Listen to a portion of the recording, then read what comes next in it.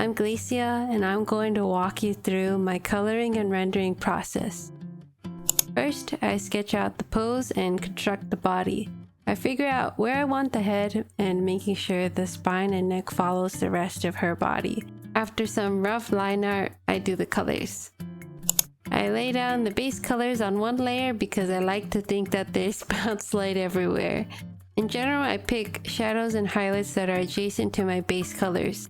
It can be dull to use a darker version of the same hue, but it really depends on what you're going for. After roughly adding all the shadows and highlights, I clip the line art layer to make it redder according to the light.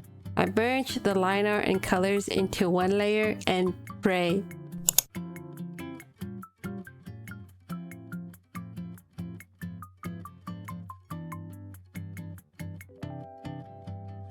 And here's the finished Robin piece. Thank you for watching.